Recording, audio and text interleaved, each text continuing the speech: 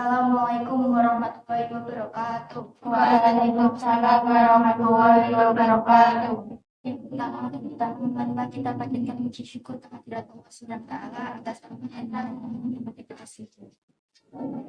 Semoga yang berbahagia ini kita masih juga menikmati Islam. Kami ucapkan selamat datang di acara Hijrah Baru. Di sini kita akan sharing-sharing hal positif bersama.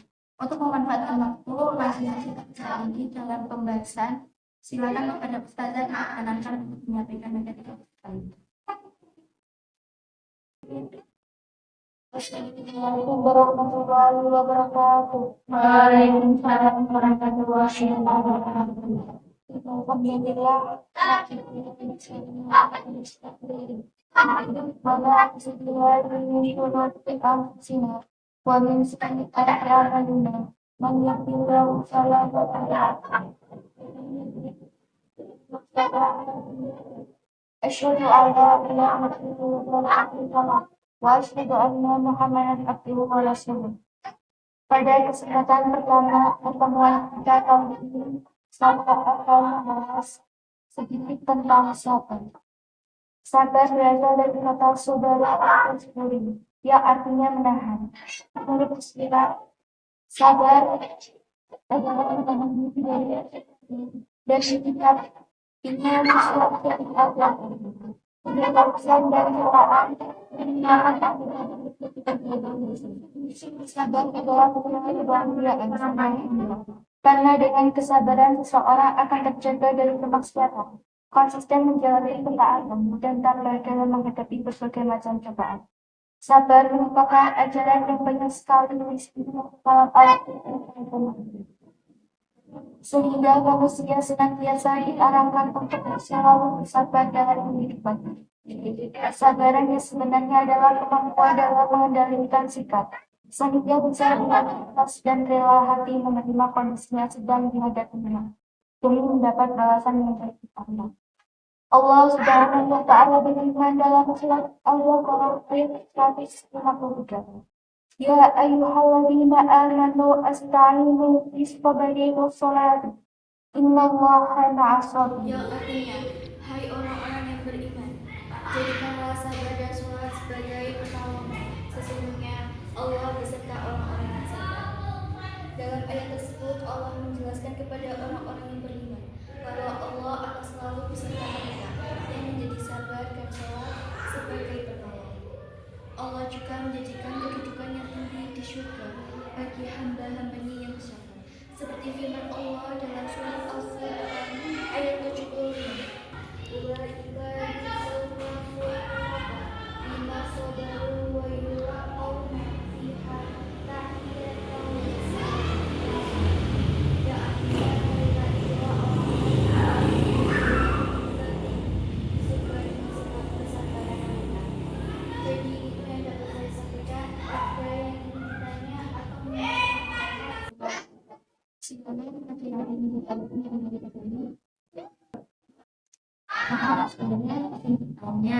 Bagaimana kita seorang manusia biasanya setiap saat pada hidup ini, maka saya merasa banyak sekali ujian di dalam hidup saya. Dalam Al-Quran, sabar menjadi penolong. Setiap mendapat satu masalah, saya mencoba untuk bersabar dan menerimanya. Namun, setiap suatu masalah yang saya alami hilang, tetapi masalah lainnya juga akan datang. Saya juga sering melakukan kebaikan sesuai ajaran Islam. Tapi kenapa saya merasa hidup saya lebih berat dibandingkan teman saya yang tidak melakukan hal tersebut?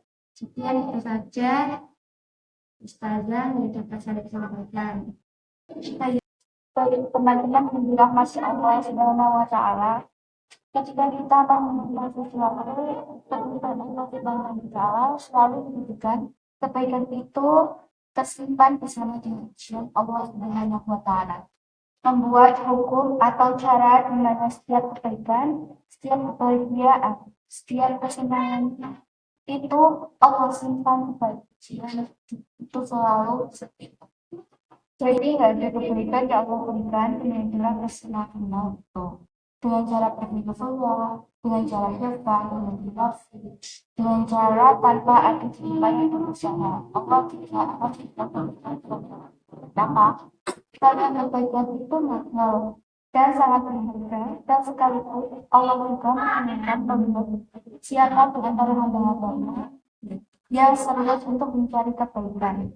Siapa yang hanya berangan-angan dan Allah hanya memberikan kebaikan kepada orang-orang yang disebut. Walladzina jahadu fina lanahdiyannahum subulana. Ini hal pertama yang dapat kita belajar meyakini bahwa kebaikan selalu Allah simpan dibagi suatu kesulitan. Itu selalu begitu. Sehingga ketika kita mendapat kesulitan, kita langsung aware bahwa oh berarti Allah mau mengasih kebaikan ini setelah ini. Ketika kita mendapat suatu ujian, kita langsung sadar, oh berarti akan ada kebaikan ini setelah ini. Ketika kita mendapatkan rasa sakit, kita langsung sadar, oh ada rasa bahagia, ada rasa senang setelah ini. Fa'inna mal yusri yusrah, inna mal usri. Sesungguhnya bersama kesulitan ada kemudahan dan Allah juga mengatakan di ayat yang lain. Wabashirin syabirin. Sampaikan berikan gembira kepada orang-orang yang bersabar di masa-masa sulit. Makanya ini sebuah sunnatullah. Hukum yang Allah buat dan tidak ada Allah ubah. Kalau kita ada istilah untuk alam ya, kalau kita yakin ketika kita melempari batu, sampaikan berita gembira kepada orang-orang yang bersabar di jangan berhenti. Makanya ini sebuah ketentuan. Hukum yang Allah buat dan tidak akan Allah ubah. Kalau kita ada istilahnya hukum alam, kalau kita melempari sesuatu yang Tuhan bisa itu dia pasti akan jatuh ke bumi dulu karena ada jalan gravitasi. Karena kita yakin ketika kita melempari batu, ini batu pasti akan jatuh ke tanah.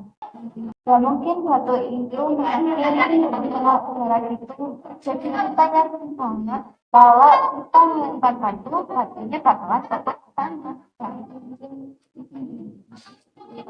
Yakin Tuhan kita bahwa di balik kesulitan pasti ada kemudahan. Karena sama-sama di sana Allah masalahnya kenapa kita lihat Tuhannya berubah terhadap batu yang jatuh ke tanah itu kita yakin kita punya kesulitan baliknya ada kemudahan.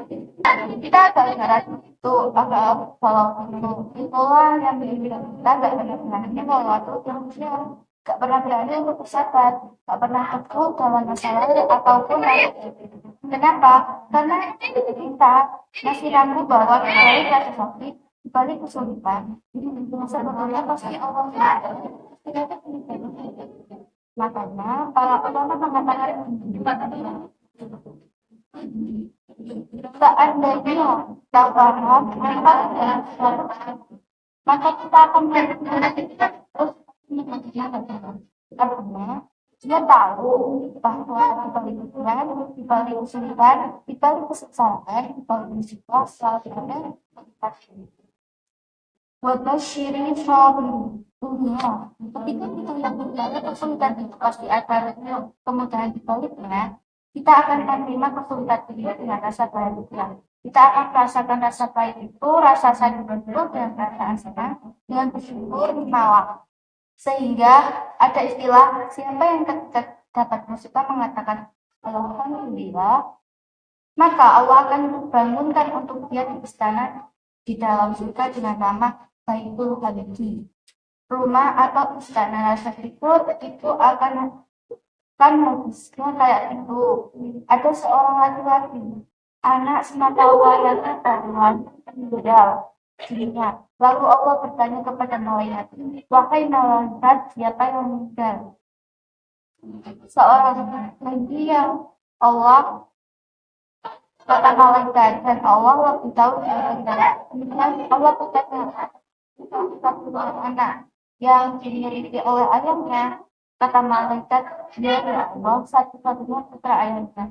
Apakah ayahnya bertanya Ya, ya Allah, Engkau telah mencintai putra ini. Bagaimana keadaan ayahnya ketika tahu anak meninggal, wahai malaikat? Kata malaikat, ayahnya mengatakan, Alhamdulillahirabbil alamin.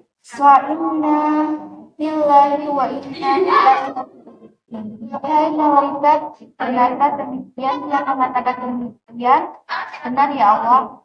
Wahai malaikat, saksikanlah sesungguhnya aku berniat untuk lihat istana di dalam surga dengan nama Putri. Malaikat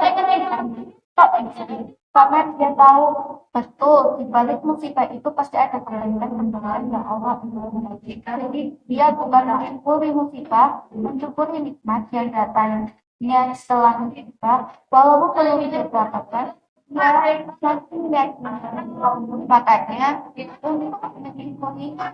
untuk mensyukuri aku dia bilang itu dulu sama kita lalu inna lillahi wa inna ilaihi raji'un.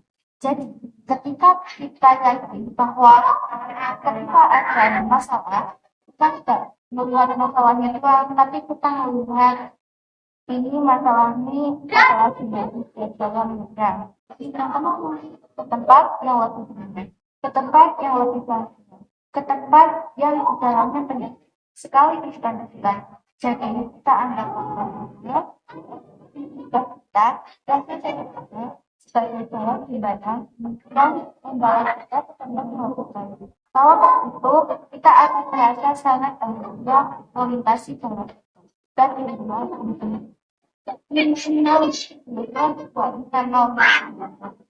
karena sesungguhnya itu ada kemudian. Kita tahu supaya dapat mengimbas lain itu. Maaf ya, kita jangan